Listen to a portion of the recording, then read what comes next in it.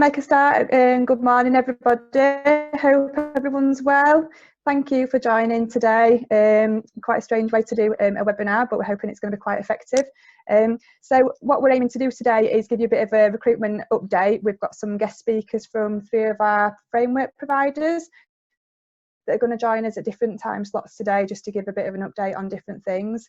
We have said that this webinar is for public sector organisations, so we can give an update, but we know there is some suppliers on there as well, so we're going to try and keep everybody muted as well if we can, just so we prevent lots of feedback. But there is the option to do questions through the chat function on the right hand side of your screen. Hopefully you can all see that, or it's on the bottom bar of your screen depending how it's set up. So just to give you a bit of an update really on what we've been seeing in the market over the last sort of 10 weeks, I think we are now. We've seen lots of changes in relation to recruitment, such as how we all work from home for a starter, and all getting used to technology and different ways to communicate, and obviously still carrying on meeting people by different types of technology or on the phone. It's been a productive 10 weeks from our perspective, so it's great to see everybody working in this way. But just in terms of how it's working in recruitment, we're seeing that people are settling into this format, and it does seem that it's becoming probably the new norm for a lot of people. Maybe this will stay the way forward for some time, or we'll start seeing people returning to the offices as well. But in terms of recruitment, we've seen lots of changes, so there'll be different types of demands in different key areas, and people are continuing to recruit, possibly virtually now, instead of doing it in the old way. And also the way people are procuring and extending the existing recruitment contracts. There's a lot of people that are still procuring, still going ahead and working on things, and some are doing extensions to current agreements as well. We've been helping a lot of public sector organisations over the last 10 weeks, just in how they can use the PPNs that were issued by the government, or just giving them support on what to do at the moment in terms of the current market. And also giving them the advice and support that they need, and prompting them to liaise with the providers as well in the market to get that advice. And we've been doing lots of marketing to provide support as well into the marketplace. We did actually run a Q&A webinar a few weeks ago as well that Lizzie did, and we covered loads of different topics on there, which that's something that you can download and we can show people if you wanted to see those questions that were raised at the time as well. So there might be still things in there that's relevant to people. So just to give you a bit of an update around what's happening today on this webinar, we've got 3 providers coming on. They're going to talk to you about different topics. They've all got around 20 minutes, and then there's an opportunity to ask questions as well using the chat function, and then there'll be time hopefully at the end as well if we've got to go through anything else. So just to let you know who's coming on, we've got Matrix coming on shortly to talk to you about the COVID-19 effects on temporary staff and looking at the data around that. Got Guidant are going to be talking about workforce planning for the short-term and long-term effects of COVID-19. And then we've got Reed, who are going to talk about how COVID-19 is affecting children's and adult social care services. So like I said, at the end of each little discussion, there'll be the chance to do a bit of a Q&A, and then we can do something at the end as well as a follow-up. And just to let you know, we have got another webinar next week, which is going to be with another 3 providers, so I'll give you some info at the end about that.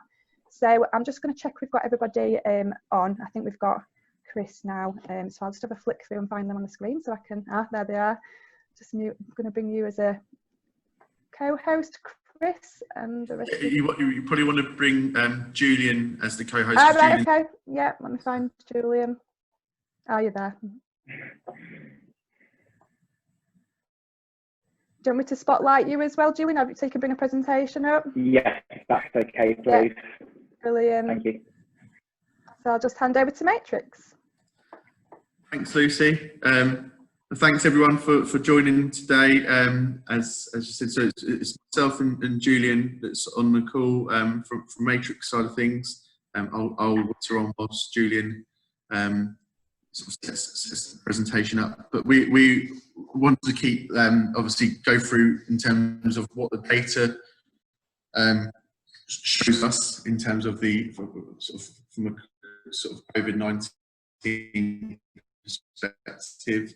So just going to go through that really. I'm going to give you a brief overview of us for those on the call who maybe don't know who we are, who Matrix are, but I'm sure everyone on the call knows who we are and what we do by now.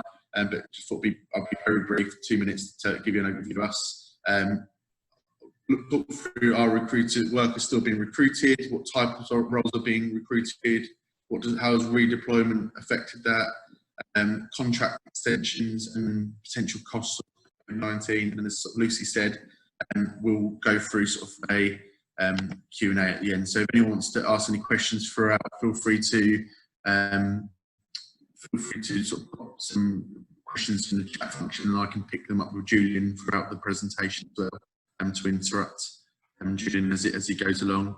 I'm strictly on until 10:30 because I've got a presentation with a customer at 11:15. So I've managed to put myself out back to back today, which is great. So Julian, next, not to sound too much like Boris and his crew, but next slide.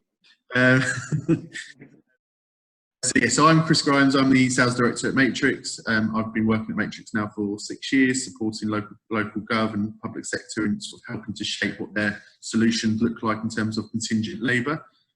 And as I said, Julian's will go through the data in more detail, but Julian is our business director for local government for London and the South. So Julian works in partnership with sort of sponsors and delivers sort of strategic aims of the contract. So Julian gets to go through a bit more data, which is a bit about us for those who don't know who we are. So Matrix work with over, I think we're 105, 106 customers now across the UK. Vast majority are public sector, and of that, local government about 85.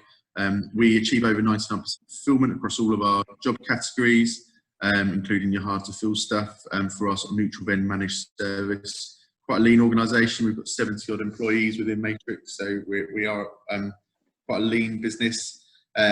We engage with over 15,000 workers on a weekly basis.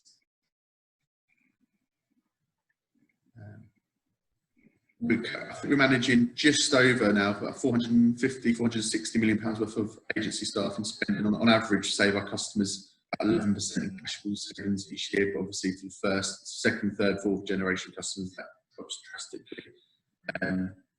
But we still manage to save savings for those guys as well.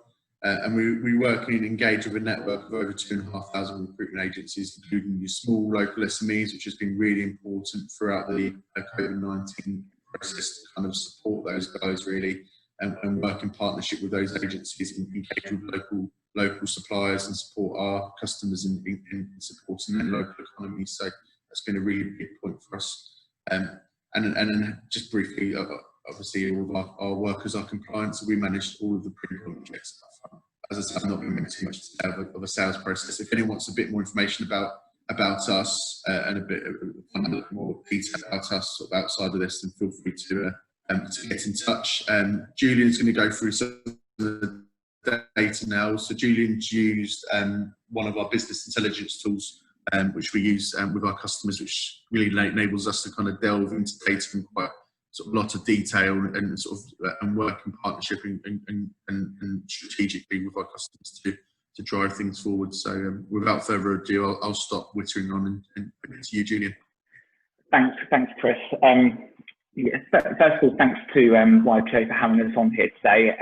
Really looking forward to this, to really go through all the data with yourselves. And as Chris alluded to, we're going to be covering 4 different topics under the data, and hopefully I have enough time to go through and allow questions and answers at the end. Also we're going to be going through like the orders and justifications that happened during these testing times, and what the data is telling us pre and post COVID, pre-COVID, and obviously during the COVID these times. Then we're going to be looking at the categorization of those orders and what that's telling us. And a big point of what we talk about today is about extensions, well, extensions of the contingent workforce within our customers, and also looking at those workers that have been affected by COVID-19 and looking at the costs surrounding that, in terms of those that may potentially be self-isolating, shielded, temporary work closure, sickness, etc., that we've been able to capture as and when we can do. So obviously, the first point I'm going to be talking about today is obviously our workers still being recruited. So hopefully you can see a graph here, and just to put some background behind this, like all businesses, we have been obviously slightly affected by COVID-19, and this graph alludes to that in terms of the number of orders going through our technology system, CR.net, across all our client base. even though our spending hours have remained quite consistent throughout this period, we have seen that we have seen a 50% decrease in orders from May to April, sorry, from March to April, and then a further 40% decrease from April to May. And whilst we have seen those decrease in orders, and even though the spending hours have remained the same throughout this period, it does, sorry, it's got a little time lag on this. I'm just going to exit and hope it just goes through this bit here. We have actually seen a lot of extensions going through, which I'll talk about later, which is obviously where the public sector have supported those workers, whether being redeployed or allowing them working from home, or in some cases, supporting workers have been affected by COVID-19, as suggested. But where we have seen those orders, where we've seen previously 600, 700 orders a week, then going down to April, we've seen on average about 400, then going down to about 350 into May. 35% of those orders have been to do with response to COVID-19. So back in March time, we added for all our client base a justification on our system for orders, which is response to COVID-19. And as you can see there in the light blue, 35% of those orders, the orders we've had come through in April and May, have been to do with response to COVID-19, which sort of suggests that obviously there has been that impact of COVID-19 obviously in the data, where we've seen less orders, but obviously just over a third of those orders we have seen in relation to COVID-19. Looking for the types of roles that we'll be going through. So it's not surprised to say that social care, qualified, unqualified, and manual labour have still remained our highest level of orders, in terms of whether you're care assistants or social workers, waste services. Pre-March, and this is actually quite important to know as well, and this links in quite with my slides, even though we have had 600-700 orders and going down to 300-400 orders, obviously our clients can raise one order for multiple candidates, and pre-COVID, we saw per one order, they were requesting for 1.7 candidates, and usually where we see orders with bulk candidates required has been for the care assistants, the waste services, social workers. And during this time of March and April, May, we have still seen that average of 1.7 or even slightly more in terms of new orders coming through. So that suggests to me that managers are still using the social care, waste services, and needing those number of workers for those sort of frontline areas. And obviously in the table you can see that in this one saying from January, February, March with social care unqualified, the numbers have slightly decreased, but they still remain, along with social care qualified, our highest orders coming through the system. And obviously with your waste service as well, and obviously with most contracts where we do cover the waste services of the litter pickers or refuse collectors, this has still been our third highest category of orders coming through. Just to talk outside of those highest hours, highest orders coming through, we have obviously seen an effect on the sort of professional areas. So just to throw some stats there, with interim orders, for example, in January we had 51 orders for your sort of senior executive interims or director level interims, and now that's gone down to 21 in May. So it's half in a sense in terms of your interims. And if we look at some of those professional areas like engineering and surveying, again, we had 51 orders in January, we had 1 in May. So there has been a significant effect on the sort of professional areas or the senior professional areas when it comes to obviously the new orders coming through the system.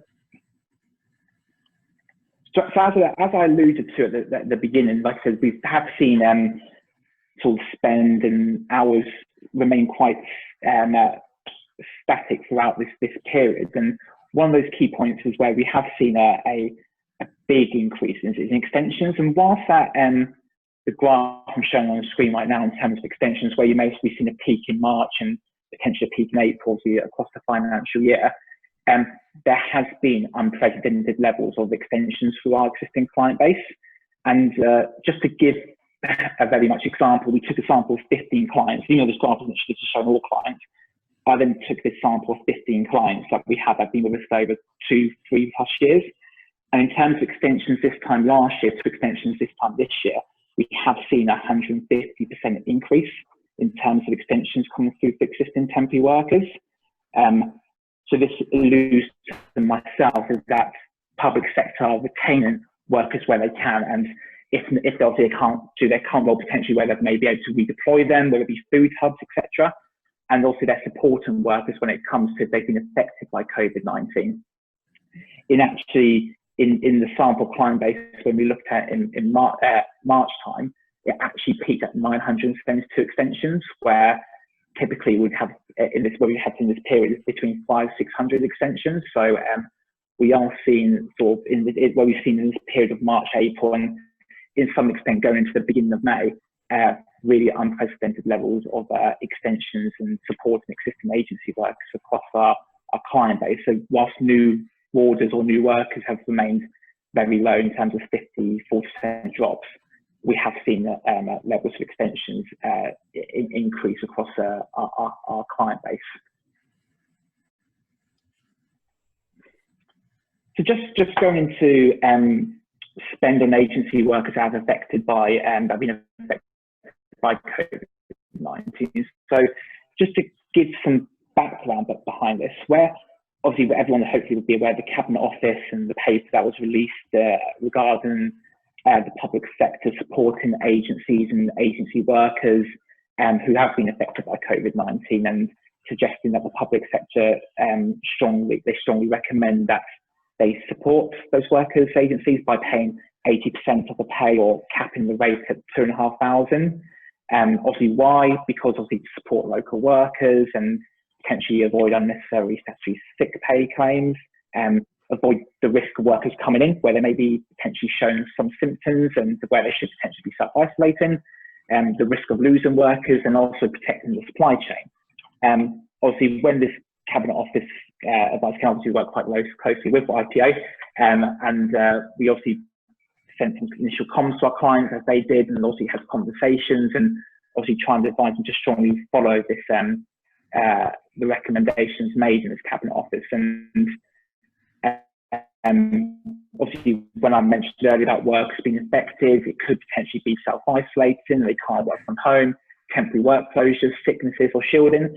And those are some workers where you can't potentially redeploy or can't go do their normal work, for example. So if they are self-isolating and they're potentially working waste services, they literally can't work from home to do their role. Or if it's if they're shielding, or like I said, if it's a clerk of work, sometimes they can't do their job. So where the public sector has kindly helped support these workers that have been affected by COVID-19. And as you can see on this graph I'm showing right now, we have seen the costs whilst very minimal, we have seen the costs slightly increase throughout the period across our client base. And it could, the data is telling us that it's between 80 and 100 placements at any one time per week where we've seen workers that have been affected by COVID-19. Now, bear in mind that obviously there are some workers that have been obviously reemployed or reassigned into potentially different roles and obviously are still being paid, and that wouldn't come up on the data. So these are purely workers that can't work or due to those reasons that I've stated. So in the main, whilst the advice has been you can follow this, work council, someone speaking to them, are following the advice of potentially trying to redeploy them before looking at the ways where the Cabinet Office can suggest in terms of 80% of pay or capping the wage at 2.5K. So essentially, to summarise, what we're seeing in terms of what the data is telling us here is that we have seen 50% decrease in orders from March to April, a further 40% going from April to May. And with those orders coming through, 35% of those have been in relation or response to COVID-19. We have seen, in terms of the categorisation of orders, social care, qualified, unqualified, waste services still remaining our highest, all being slightly dropped, obviously due to the nature of these workers being required from the public sector. We've seen certainly some of the professional areas like interims, engineering, surveying, planning, have decreased quite dramatically from obviously your January, February to your April and May's. We have seen the retention of existing agency workers in terms of extensions at, as I mentioned, at unprecedented level. And in terms of the costs that workers have been affected by COVID-19, whilst minimal, there have been some workers that have been affected by it due to whether it be shield and temporary work closure or self-isolation. I didn't know if there was any questions, or Chris, if you had anything you wanted to add on to that, or I can pass on to, obviously, from sharing my screen, I'm not sure there has been any questions come through, so you might tell me otherwise. Yeah, I mean, the only thing I was going to add is obviously we shared with Lucy and Lizzie. We did last week. We had a webinar which with Lancashire and Worcestershire Council, where we sort of discussed some of the challenges coming outside of COVID-19. So happy if Lucy, if anyone wants to see some insight from those customers in terms of what they're going to do next after sort of redeploying all of these workers as we start to move back into the new normal and BAU starts to sort of present itself, and these people are being redeployed to do these sort of, as you said, sort of dealing with sort of food bank areas or whatever it might be.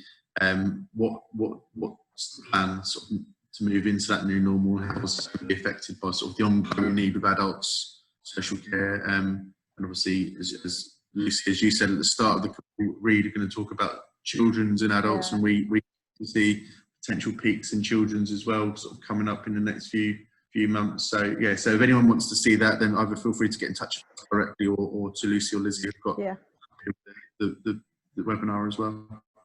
Yeah, that'd be useful. We've actually just had a question come through, to be honest, just asking for confirmation again around the percentage of decrease in orders. I don't know if you can pull that back up or.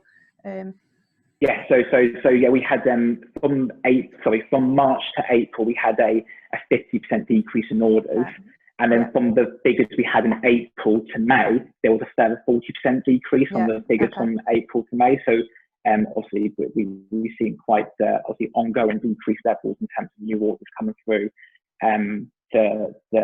our technology system across our client base. But in terms of the percentage of those that to do with response to COVID-19, the figures have remained at about a third, 33–34% in terms of the orders related to response to COVID-19. Okay. I've got a question, if you don't mind me asking. Sorry, I've always got a question. No, it's okay. What is the kind of conversations that you're having now with customers? Obviously, Julian, you work very closely with some of your authorities. Is the conversation that they are looking at redeploying people back into what was kind of their original roles? What are you starting to see? Is there any general conversations that seem to be happening across the different councils at the minute? From my perspective, we haven't had those conversations yet. If I'd be completely clear about obviously what the plans are with the councils at the moment. I think some of the councils are looking at the next stages now, which is, can people start going back into the offices? Obviously, we've had conversations with a couple of London boroughs, for example, during our recent review meetings, understanding what plans are they putting in place in terms of those people going back into the office. Obviously, I started to notice in the previous weekdays where we have seen a slight increase in orders coming through. So it's sort of telling me that some things are coming back, and there's been some relaxation in terms of some roles, in particularly in some of the professional areas now. But from my perspective, in some conversations I've had with, obviously, particularly the South of London, I haven't been told of any in terms of obviously when workers have been pushed back into the other roles at this moment in time. Right, so it seems like it's pretty much continuing throughout May and potentially into June, pretty much as it has been throughout March, April, etc. Right. But it's a good question. Something that we will pick up on and probably with our next review meetings with our clients. And like I said, whether we have obviously whether we are on-site account managers or our business managers, we'll be having those conversations to understand, okay, what the next stage is. But I know from previous conversations we certainly had, what I've been involved with, is talking a bit about that slow transition now back into whether people can go back into the offices and how that will work in terms of the diligence behind that. No, that's great. I just wondered kind of if it was continuing, if you like, similar kind of patterns, or whether you'd start to see a slightly different direction at all. That was all. Yeah, thank you. Brilliant. Well, thank you very much, Julian and Chris, for joining this morning. If any more questions come through afterwards that are specifically for yourselves, we'll let you know, and then we can collate something after as well. But yeah, that's great. Just a big thank you for having us, and for having Chris and I here. And obviously, we've probably enjoyed speaking about it. And obviously, like I said, if anyone has any further questions, feel free to let us know. Yeah.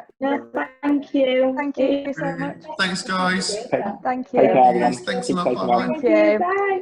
So I'm just going to hand over to James Clegg now at Guidant, if I can find his name on there. So I'll just bring him forward. Yes. Yeah. Hi, James. You okay? Yeah. Very well. How are you? Yeah, good. Thank you. So is there somebody else I need to make co-host as well, or are you sharing your screen? I'll share the screen. That'll be fine. Okay. I've got a colleague with me, but. All right, brilliant. Okay. Yeah, so I've just sort of handed over the spotlight, so hopefully you can share yours now. Yes. Let me just. No problem.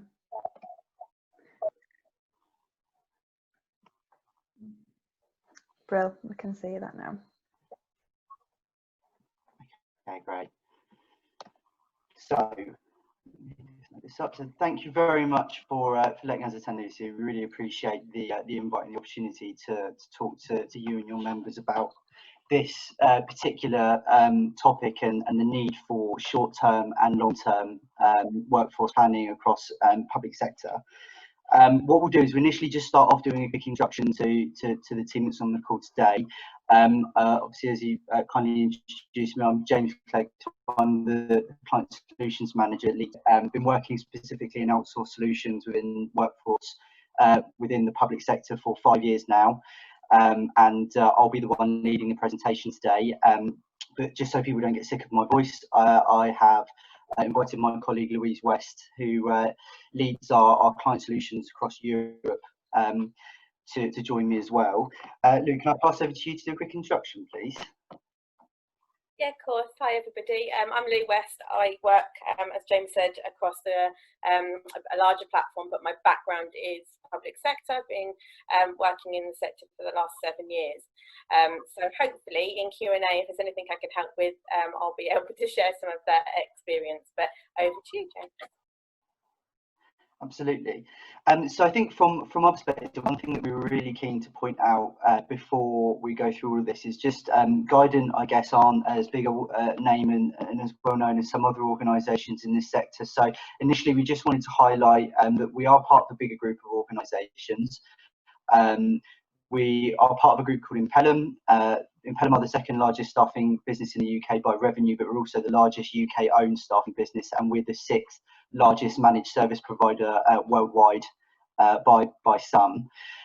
Some of the group brands that are our sister companies are some more house recognised names like Bates, Lorien, Celsius, and Education Career Teachers.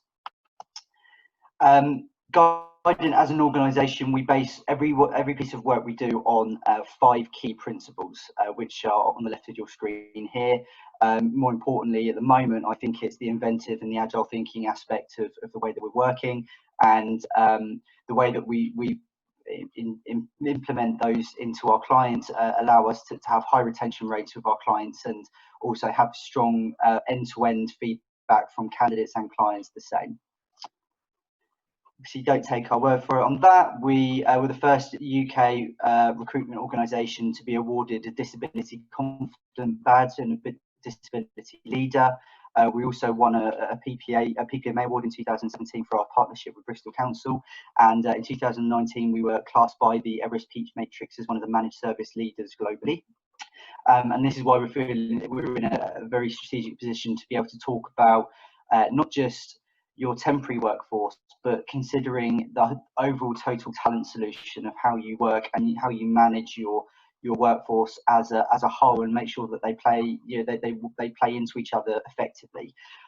So initially we wanted to talk about the current challenges and how workforce planning plays into addressing those, and some of the needs that we always see across the public sector over the last few years are things like budget restrictions, where some of the key aspects of this is thinking about austerity measures and budget cuts that we've had, how they play into having to work more efficiently with your workforces, how to enable them to take on higher workloads. Organisational restructures and centralisation of services. Again, this plays into that same kind of challenge. A lot of organisations have taken back office and professional services individuals that sit within directorates and move those into a centralised team. So how, and given them wider remits to look after. So it's also thinking about how we can best utilise that resource and how we can upskill it to be the most effective it can be. And another aspect is changes in legislation. Obviously, over the last few years, there's been some major changes that have affected the ability to recruit skilled talent to certain roles. For instance, the Children and Families Act didn't necessarily mean that the number of social work cases went up, but the work that went into those cases increased dramatically, which in turn dramatically increased the need for social workers. And it's looking at how we can best address those challenges when they come up. Exactly the same with the Housing Act and the Homelessness Act that came out more recently, had a massive impact on the ability to recruit housing solution officers because of the high demand. So it's how we address and we react to those, and we don't just rush to market with as many job adverts as possible, but we strategically think about how we address those. Another thing to consider is what areas of the business do we need to review before we can put that plan in place? And I think some of those are the high attrition areas, areas of the business where we know workers come in average tenure of 2 years, so the likes of residential care, industrial roles like refuse areas where we don't have a high longevity within the entry-level skills. Also looking at areas where there are really key skill shortages, and those areas would be the likes of qualified social work, planning, qualified construction, so your surveyors, your project managers, your asset managers, and assessing where we have noticed the trends of being, having key struggles in attracting permanent talent. And I think those are quite often reflective of where your high spend areas are in temporary recruitment as well. The other aspect of that is then thinking about assessing your employment value proposition, and does that compare to the market? Are you competing with competition? Are you actually looking to compare yourself to the bigger, wider range of competition, not just the councils that border you? And that's a really big thing to consider. I think especially with COVID-19, some of the skill sets that are required and are going to be required moving forward with some of the strategic initiatives that councils are going to have to look at, they're not public sector specific skill sets. So we're really going to have to think about who we benchmark against moving forward. And taking private sector organisations into account is going to be very key to that. So the next point is how are we going to attract that talent and how are we going to bring it into the organisation in the best and most efficient way. And I think there's a number of tools out there that can do this. But I think one of the key aspects of it is to try and digitalise your process as much as possible. I think the last few months has probably highlighted more than anything the face-to-face presence that we sometimes demand from our workforces on a day-to-day basis isn't as necessary as we think it is, especially when it comes to internal meetings. There are obviously some skill sets that you will always need that face-to-face presence, residential care, qualified social work, and but your back office services and your support services won't need to be as face-to-face and on-site. And having that reduction in headcount will also have a massive impact on workspace available for councils. So the digitalisation of not just the attraction but the retention process is going to be really key moving forward. And I think looking at the innovative way in which you can run campaigns now, for instance, things like gamification is really interesting. Looking at what aspects of the process maybe are attracting Generation Z. So gamification is a really good example of where you essentially use a mobile video game to assess your talent instead of going through a traditional assessment centre. There's also areas of technology like Open Blend for the retention of your staff. Open Blend is an online digital talent management tool which allows you to mix the personal and the professional ambitions of that individual so that they align and their work has meaning. There's a lot of tools out there which can assist organisations in retaining talent, and actually investing in those is a long-term saving for those organisations. And also there's some really simple changes you can make, like one-click apply. The numbers and statistics around the amount of applicants that drop out because of lengthy application processes is quite scary. So if you can try and strip back your application process and information once they've been offered a role, they're obviously much more inclined to do it knowing that that role is theirs. So try and reduce it to one-click apply as much as you can across advertising. We then look at workforce planning for strategic goals and the long-term business aims and how that needs to feed into what your resource is doing.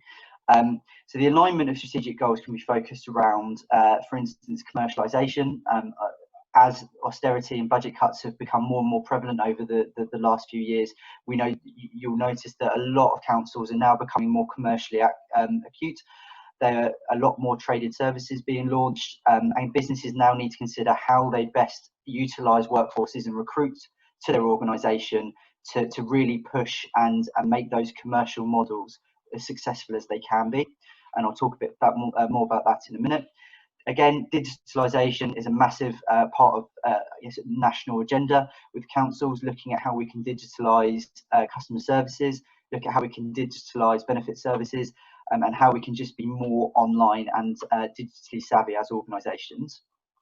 And then the third point is just overall public agenda, and that's whether it's previous to COVID-19, it's housing shortages, or it's reducing pollution, or it's increasing SME presence. And again, we're linking back to your economic development areas and trying to grow commerce within your regions.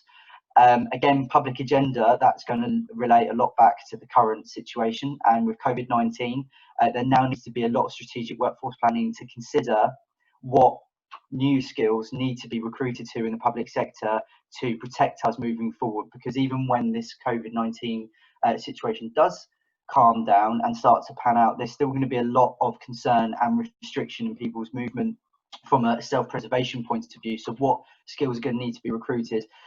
For instance, our sister company Blue Arrow are currently recruiting a high level of temperature checkers for education bodies across the UK. So we need to think what other skill sets are going to be needed to support the communities that we serve in those areas. The next aspect, again, is what we need to assess for long-term goals and visions. So the prioritisation of organisational goals is really important, whether that's chronology, so what are the goals that are coming up for deadlines, or what has regional importance. Each council, no council has the same exact template of what their goals and achievements need to be. One size doesn't fit all for every council, we're fully aware of that. So we need to make sure we prioritise in order of what needs to be addressed first. That can be to do with identifying the skills and the talent profiles required. We may find that there is a specific goal that we need to achieve which is further away than another, but actually the skills required for that goal that is further away may be much higher than that nearer to complete goal. So we need to maybe prioritise that further away goal in that situation. So it is mixing the prioritisation, but also identifying the skills and talents needed for that individual project or strategic vision.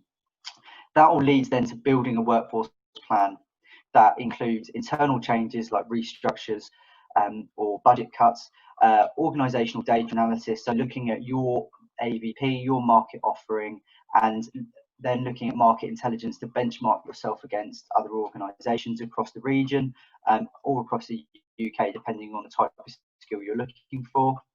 That will then lead to you making an informed future attraction campaign, which is suited to your business needs.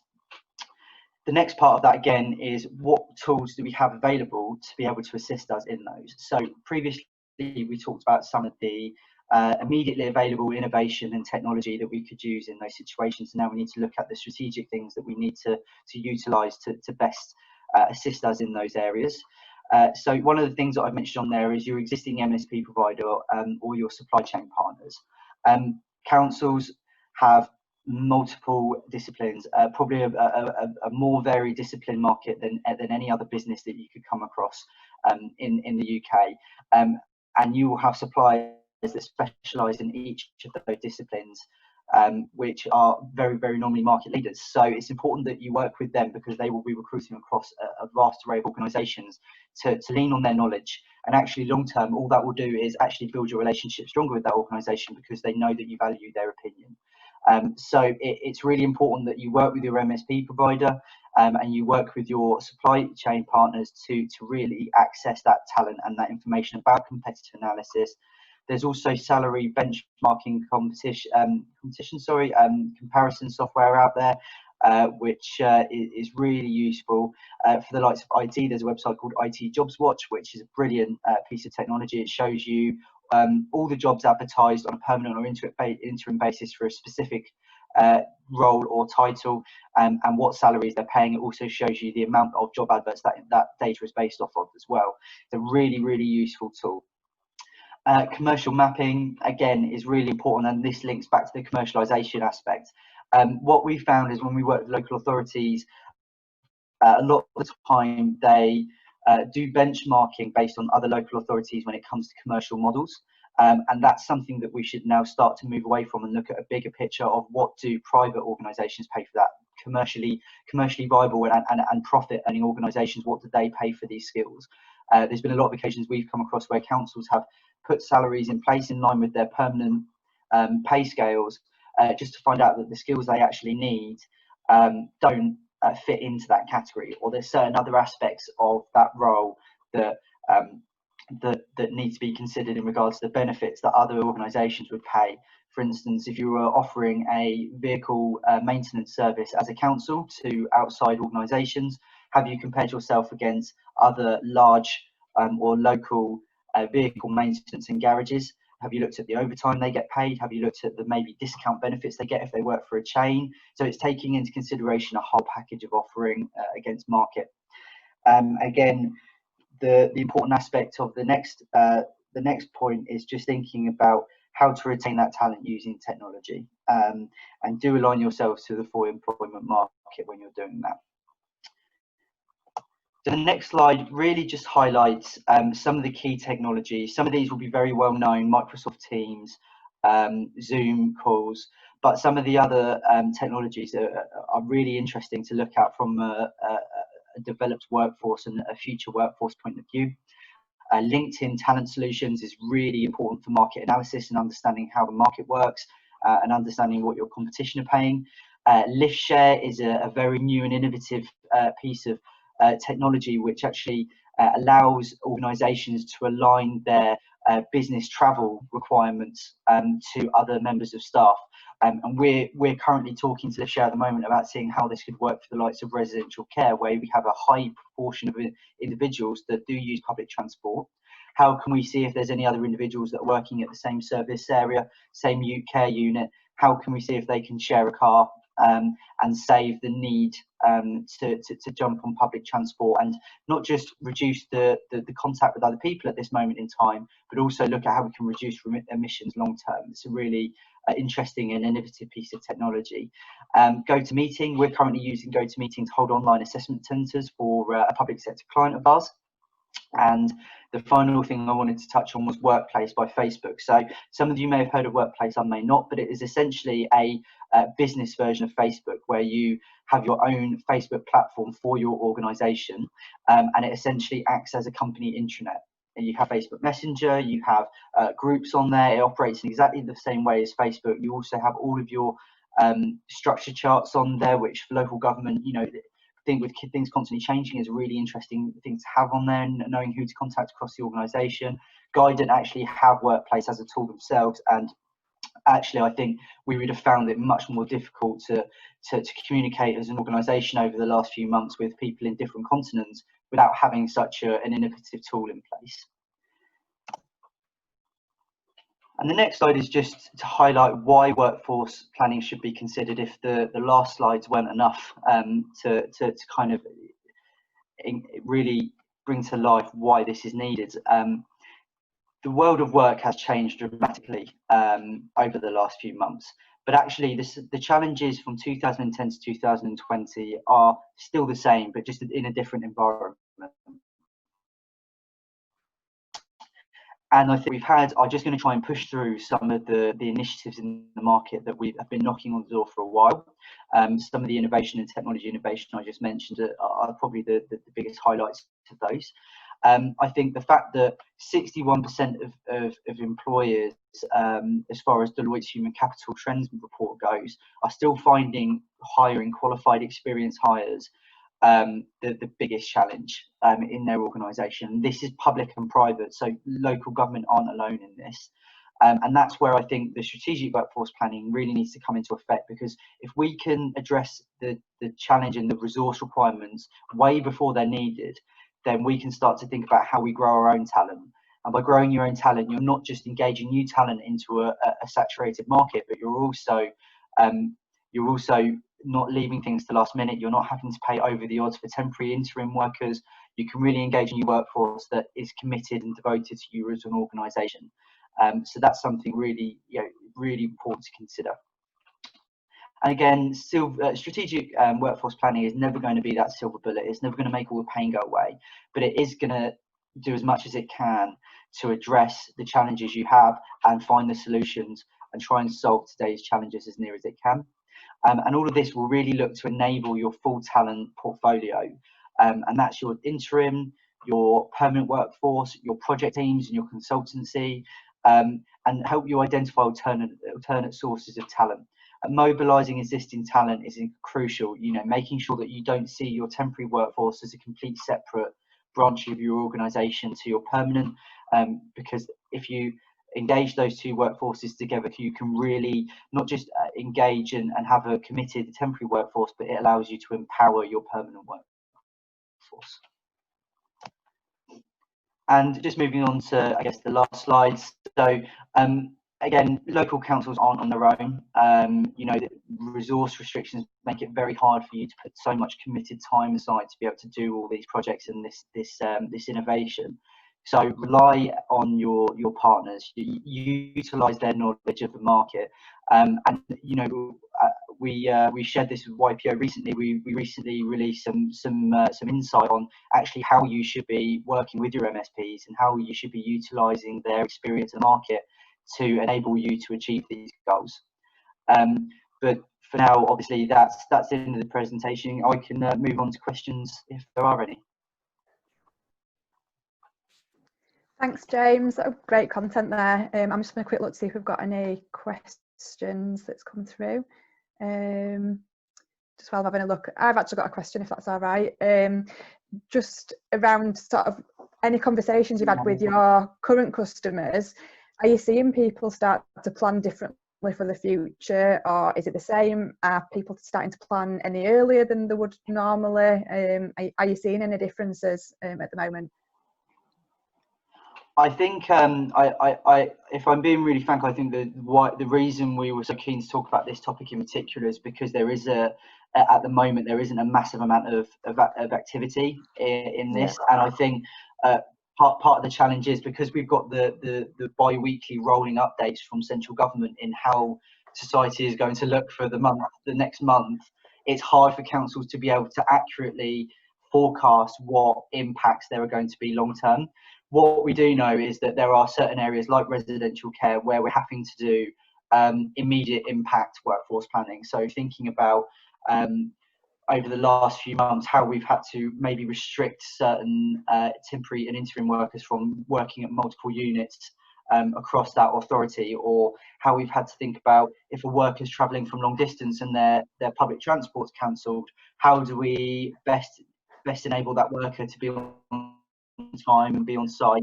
And then long term, that's where we need to get to, is once this starts to die down and we start to feel more confident we know what the future looks like, one of the first priorities needs to be, we know what our budget is now, we know what our financial situation is as an authority, what resource are we going to need for the next 12 to 18 months to be able to manage that and address the BAU services we still need to provide. Brilliant. So I think to add to that, Lucy, just really quickly, I think from my experience at the moment in terms of the tender activity and what's new in the market. So we've actually seen quite a hive of activity in terms of people going to market for their MSP or their RPO solution, and that's both private and public. Yeah. So it's interesting that the conversations I've been having is a recognition and realisation that we really need to get a grip of that workforce. We need to understand how we do that better going forward, because the challenges are only getting harder. Yeah. So actually, in that side of the market, it's busy. But as Jane said, yeah, in terms of the current deployed portfolio, I think it's really encouraging those conversations. Yeah. Brilliant. I'm just conscious of time. So thank you very much, both of you, for joining this morning. And if there's any other questions that come through, I will let you know. So I'm just going to hand over now. Thank you. Thanks. I'm just going to hand over to Tracy, and I don't know if we've got Sally Ann as well. You have. Hi. Hello. Good morning. So I don't know which one of you are sharing, so I'll make you both co-hosts just in case. It's Tracy, but okay, no problem. It looks a lot sunnier where you are, Sally. I know it does. Where are you? No, on it, I've had to come to a different room, and because the light in the conservatory where I normally work was just too light. You couldn't see the right hand side of my face, but it really isn't sunny today. I don't live far from you ladies, and no, it's a bit miserable today, but I'm not going to complain about that. Yeah, we have got rain today. It's, yes, lovely. The garden needs it though. Tracy looks like she's got sunshine now, so just a little bit. Can you hear me? Yes, can hear you now. Okay, brilliant. And can you see my screen? Yes, brilliant. Thank you. Wonderful. So in a spirit of keeping things flowing and moving forward, we will make a start. So YPO, Lizzie, Lucy, thank you ever so much for inviting Sally Ann and I along today to talk about something that's obviously quite key in the market at the moment, particularly with our local authority clients around how COVID-19 is affecting children's and adult social care services. So to start with today, presenting will be myself and Sally Ann. We are key members of the public sector team here at Reed, and between us we have over 34 years recruitment experience. So yes, we are far younger than we potentially look in our photos. So we're here today to talk about how we're seeing COVID-19 impacting our clients, specifically within the social care sector. So today we're going to share some stats around the impact that we've seen, particularly obviously within the recruitment arena across our organisation, and also look at some research that Sally Ann has conducted across the local authority social care teams that we work alongside, and we will share some views and opinions on both the challenges that our clients and potential clients have faced, and also some positive impacts that actually we're seeing that the pandemic may have created, and how this might impact in the long run. So we're going to start with looking at the stats and facts. So we've used all of the tools that are available to us as a multifaceted organisation. So across the Reed business, we have obviously our recruitment network, so the Reed network. We also have Reed Online, so we've got access to resources through Reed Online, and also we have an independent screening business. So we've kind of surveyed and looked at the stats and facts across all of those different organisations in order to basically give you a quick snapshot of how COVID-19 has impacted our social care landscape across all of the different parts of our organisations. And whilst a number of the stats actually kind of you could kind of create yourself and kind of echo what we're already seeing in the market, some of the data actually kind of demonstrates that there are some key shifts that are happening in the market. Things such as kind of movement towards more fixed workforces rather than temporary workforces, but also kind of demonstrating that local authorities in particular have been able to redeploy people across their businesses, so have been less reliant on bringing outside resources in. So I'm just going to go through the information that's on this slide that you have on the screen at the moment. So across our business, we have the benefit of running the MSPs for 29 different local authorities covering the length and breadth of the UK. And we partner 139 more local authorities across the UK with recruitment. And looking at the stats for our MSP clients, so we took the number of requests within qualified care and non-qualified care between January and March and compared that with the requests that were made between March and May. And we actually saw that there was a marginal increase in terms of the number of qualified care staff that we were asked, so a 1% increase. But actually we saw a decrease in terms of the requests that we were getting for residential care. Now obviously that can be for a number of different reasons, but again, if we were to think about some of the media images that we may have been seeing across the media at the moment, of the idea of kind of the residential care homes kind of closing doors to individuals outside of their organisations, so the stats kind of definitely concur with that as a trend that's happening. The new registration, so this is looking at the number of people and the number of candidates across both qualified and non-qualified care across the whole of the UK, for the number of candidates that have applied for and been placed into care bookings. So again, you can see a sharp decrease that we had in May by almost 50%. However, interestingly, if we then look at the number of online registrations that we've had that isn't on this slide, so our partners in Reed Online have actually seen a month-on-month increase in the number of registrations that they've had within the social care setting, actually seeing a 33% increase in May. And the particular geographical areas that Reed Online have been kind of noting these increases have been in areas such as London, South East England, or the West Midlands, East Anglia and Scotland. So again, you can kind of see where the kind of geographical spread is from that perspective. Looking at Reed screening, so again thinking about the screening part of our organisation, so they are a separate part to the Reed company, and they actually run a 24/7 operation where they do screening for both Reed and other clients across the recruitment industry. And specifically within the care sector, they were able to implement a fast track process supported by the Home Office. Plus they were in support of actually providing free DBS checks for health workers across and during the pandemic.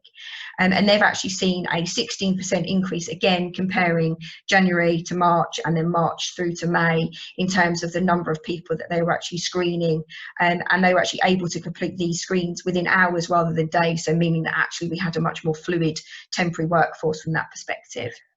At the bottom part of the slide there, you've also got around the idea of the number of jobs that are available within the social care setting, and also the number of online applications that we've seen.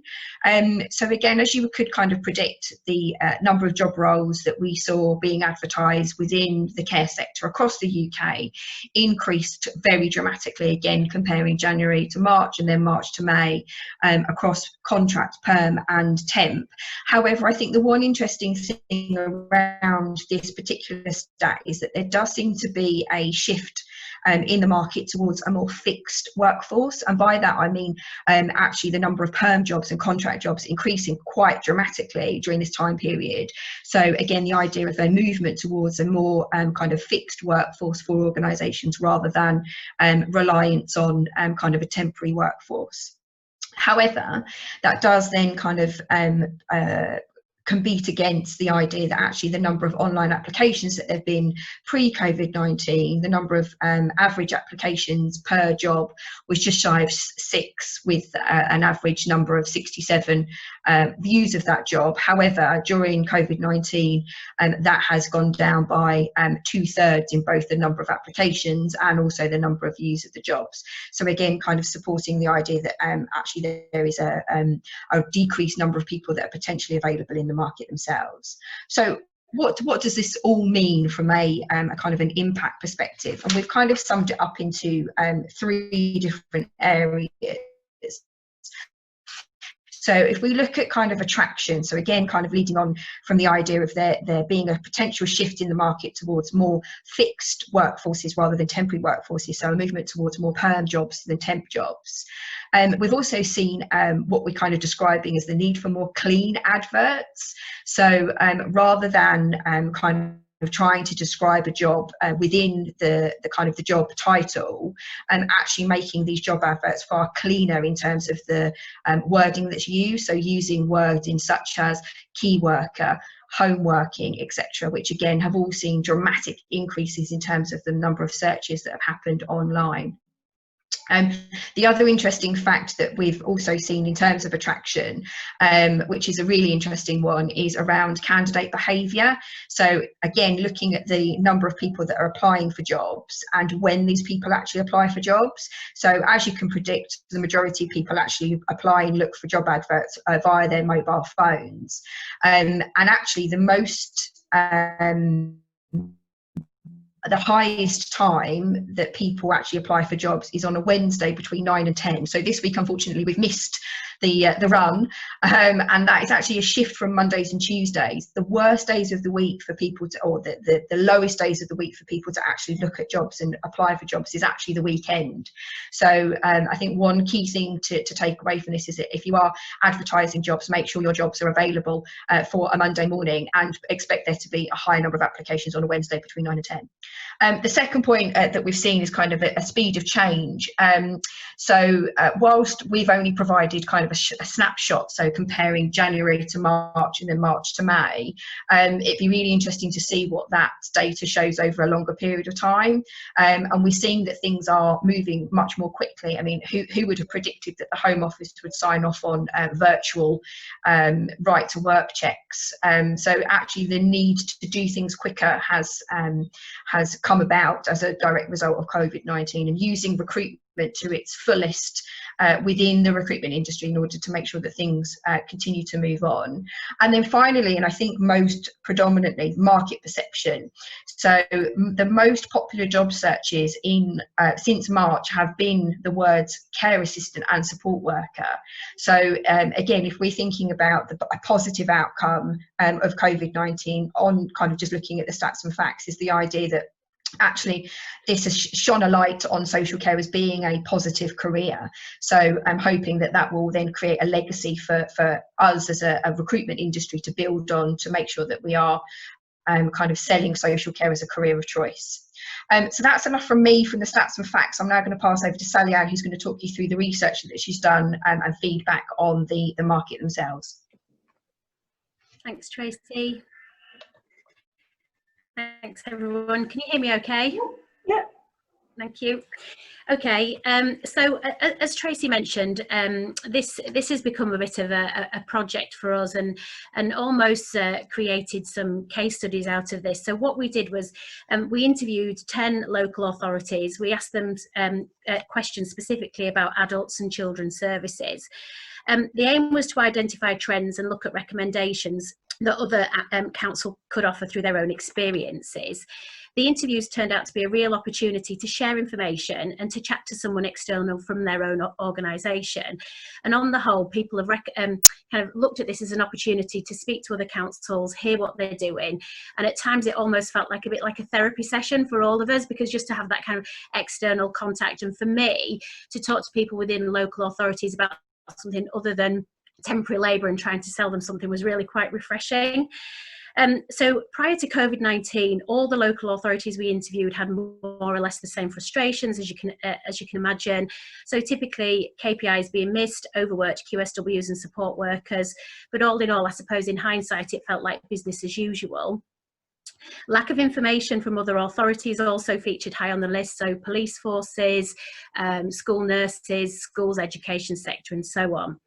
On the run-up to lockdown, 70% of the local authorities created a COVID-19 strategy group. The main topic for this was around contingency planning. So what would happen if we lost 25% of our workforce, 50% of our workforce due to self-isolating or actually coming down with the coronavirus?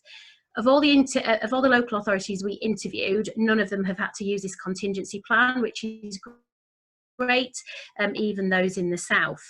So for two of our local authorities, one of their main frustrations has been previously around recruitment. So both of these local authorities are not permitted to use temporary workers. And as such, either existing employees absorb the extra workload or they recruit on a permanent basis. So obviously the screening takes time, and one council admits to a dropout rate of almost 50% by the time they can start a new employee. Since the rules regarding lapsed registrations, particularly around QSWs, has been relaxed, both councils have said they've experienced an increase in applications through their own website and referrals from existing employees. Although there are a number of local authorities who said some of the QSWs with lapse registrations would not be permitted to return to a care environment, and then what they've had to do is they've had to reintroduce steps to make sure HR speak to operational people first before putting them through the recruitment process. And I think what this has meant is operational people are looking at people coming back into the care environment and wondering why that is. So 90% of our local authorities experience challenges, as you'd expect, and only 10% said that they're operating well within the guidelines. There's been an increased demand in QSW and care and support workers for adult services, mainly supporting people in their own homes while self-isolating, or finding available spaces in residential care homes, or supporting adults back into their own homes having come out of hospital. Whereas all the local authorities we spoke to experienced a static caseload in children's services. Lack of face-to-face contact with vulnerable people, as expected, has been a challenge. Virtual visits have been encouraged, but authorities aren't always getting the full picture, and people are blaming the lack of internet or a break in internet service for cutting short the contact. So where possible, authorities have been encouraging doorstep visits, and whilst these are okay while the weather's been fine, they're not always as productive. And 11 weeks into the restrictions, of all the councils who said they were experiencing challenges, all said they would kind of welcome other recommendations for councils to see how they're all dealing with this. So Zoom calls, team talk calls have been incredibly productive, but authorities have said, wouldn't it be nice if they all use the same system, so that would make the sharing of information much, much easier. Councils have been reliant on remote inductions for new temporary workers and permanent employees coming into the organisations, but getting to know someone online is not always as personable, but it's the practical side of things that they've experienced that to be the most challenging. So, for example, gaining entry to a council building for example, with a vulnerable child that's just been removed from their family. This in itself has been a stressful situation, but then coupled with the fact that they don't know the building or the area or even which room that they've got to go in has made the kind of situation even more of a struggle. So what councils are saying, virtual inductions, they're great, but councils do need to consider the more practical side of things.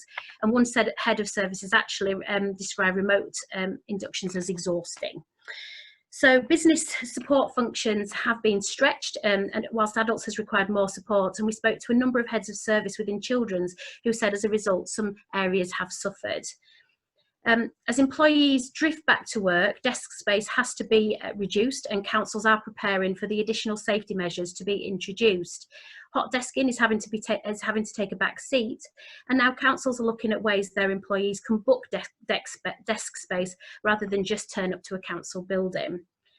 Policies and procedures, as we know, are changing on a daily basis, and 60% of the people that we spoke to said this has been a challenge and they have felt like slightly kept in the dark.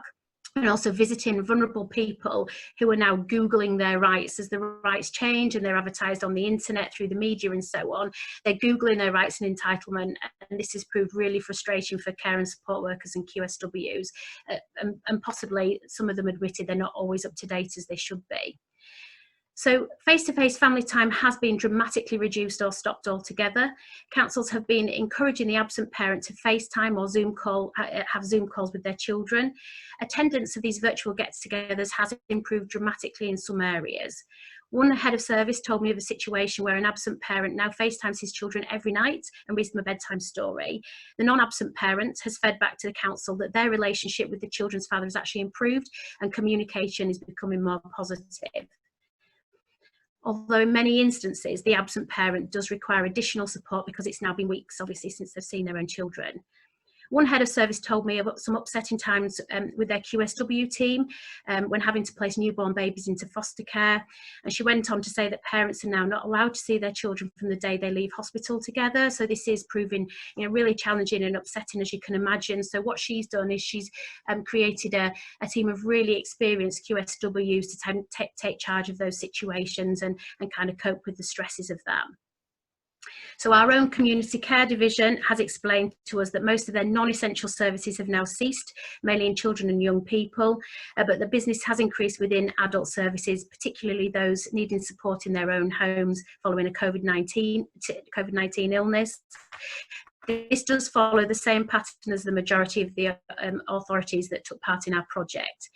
Comcare were worried about recruiting care and support workers for these roles, but they've gone on record to state that the temporary worker community has been phenomenal, and all of our service users have received the care they've needed. We've also had time to upskill many of those temporary workers as well, putting them alongside permanent employees, which has been a real positive effect of the COVID-19 situation. Many of our councils' vulnerable families have had additional support throughout these times. A number of these families are receiving food deliveries and additional financial support. So some of the heads of service stated that this additional support has clearly helped and eased the need for intervention of some description, as many of the day-to-day stresses they experienced have been eased or taken away. As we see this support become less frequent, councils have to be prepared for the impact they will have as we come out of lockdown. So that's like the kind of the current situation. Kind of moving into the recommendations and positives. What I've tried to do in the interest of time is keep these to a minimum, but to be fair to the 10 people that we spoke to, there were so many positives, which was really nice. And like I said, it was almost like a therapy session. It was really quite compelling at times. So the sharing of information has to be the most successful thing to come out of this. Some people are kind of being gracious and saying, is it GDPR? Is it the relaxed rules of GDPR? And then they kind of go, no, it's not. You know, it's easier to talk to people. It's easier to get meetings with people. People are more likely to turn up to a Zoom or a team talk call. And 100% of the local authorities that we spoke to said this is something they're absolutely going to keep as we move back to normality or come out of lockdown. Planning meetings has also been easier, as previously getting all the relevant departments and authorities together has been troublesome, and team meetings aren't rushed anymore, so people are leaving, so people aren't having to leave earlier to pick their children up from school or go and put more parking money in the meter or attending other appointments, so that's been a real positive. Caseloads in children's services has remained static, and that was from all the local authorities that we spoke to. However, they're all anticipating an increase once we're out of lockdown, and they're planning now for the increase in demand. Social services have seen an increase in support from schools, which is great, contacting children under care orders, and it's hoped that once we come out of this situation, this kind of information coming from the schools will continue. One local authority said they're now achieving 60% of their target, which is fantastic, because previously to that it was under 20%. So some councils have encouraged group activities during lockdown, such as group quizzes or forums or coaching sessions. All councils have said they're going to continue these, as the take-up has been extremely positive, and really down to the employees that wouldn't normally take part in something like this. Feedback on that has been, I feel a lot more included, I feel a lot more motivated. So again, they're going to keep these forums and these kind of group sessions going. As we come out of lockdown, the local authorities we spoke to have or are creating an 18-month plan to adhere to to many of the current guidelines of the current situation. And one local authority is creating a COVID-19, they called it task force, but that's not the end title. They wanted me to stress that, which will be a multi-skilled workforce of midwives, police officers, school nurses, teachers, to kind of limit the amount of people going into a vulnerable family, so less kind of people entering into those homes. Online training has been really beneficial, and workers are using their time to upskill and increase their knowledge in certain areas. Now, we didn't manage to speak to anybody within an HR team within a local authority, but we have been kind of told that this is something they'll be keeping moving forward. A real positive to come out of it, as I mentioned earlier, was the Zoom and FaceTime with the absent parent. All the councils we spoke to said the virtual contact with the absent parent and their children has had a positive impact on the relationship, and this is something they're going to continue as things get back to normal, and this will be in addition to the face-to-face supervised contact. So based on the information we received regarding inductions, a number of councils are now reviewing all their buildings and are providing each building with a COVID-19 rating. These ratings are going to be shared with employees working remotely, and they will become part of the remote induction. Naturally, councils will be investing more in PPE, which must be worn when they can't practice social distancing, but training needs to be given into how to communicate to service users in case they're not used to seeing someone wearing the PPE. That might be a bit of a shock to them. And again, this is going to be rolled out immediately, not waiting for lockdown to end as part of the remote induction. And finally, face-to-face visits will always remain. They all said that. However, there will be more flexibility when managing caseloads remotely, and it's hoped this will improve the time taken to carry out all the work needed. So that's kind of it from me. It was really good looking over my notes and trying to condense everything into 10, although I think I've gone to 12 minutes, and kind of looking through all that. There were so many things, and I've got so much case study material moving forward, which I'm going to share with you on the blogs, ladies, as we come out of this. So yeah, a really interesting project this has been. I don't know if there's any questions. Tracy's just put the next slide up there, which are our contact details, so telephone numbers and email addresses if somebody wants us to drop her as a line, or ladies, I don't know whether we received any questions. I'm just having a look now. I can't see any that's come directly to me. I don't know if anybody else has had any through from our team. But what I was just going to say, I have posted in our chat area just our YPO email address. So if anybody does have any questions post this webinar, if they want to drop us an email at hrsolutions@ypo.co.uk, you can let us know if you want to have a discussion about any of this today. And we will share all this content as well. So we will collate this and share it out to everybody that's joined and registered for the webinar. But thank you. That's been really good. Thank you, Tracy, Sally Ann. Thank you. That was really interesting to kind of hear real life things that's happening on the ground. Yeah, I'm not just saying this, it was really interesting putting it together, and the amount of people that said we'll take part was really good. I had to in the end whittle it down to 10, but so many people, they want to talk about it, they want to talk about what they're doing and other things they're doing. So yeah, it was great, really enjoyed it. Yeah, and I feel like there is a next research piece as well, isn't there? Then how do they come out of all of this and work together to come out of it all? Project coming on. It's definitely a really interesting piece of work, isn't it, to understand and just getting them to talk to each other and information share. It's a fantastic opportunity. And I mean, this is the collaborations, isn't it, that we're seeing coming through as well. So yeah, it is great. And also, I also think from our perspective, this obviously kind of correlates quite nicely with what our Consultancy Plus colleagues are doing as well, in terms of kind of slightly more in-depth webinars where they're interviewing people. So if people want to get involved with those as well, they can go to YPO and ask them for details of those webinars as well. Yeah, and getting customers involved, haven't you, on a few of them? So it is, but no, it was really interesting. That, thank you. Thank you. Brilliant. So apologies, we've probably run over a little bit this morning, but thank you very much everybody for joining today.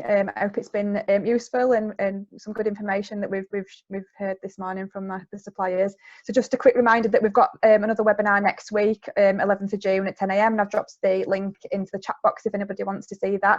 We're going to have 3 different suppliers, so we've got Commensurate, North Yorkshire County Council and Capita joining on that one. So that'll be another good session with different things being covered off. So thank you everybody. Hope you have a great day, and we'll see you again soon. Thanks. Thank you. Bye. Bye.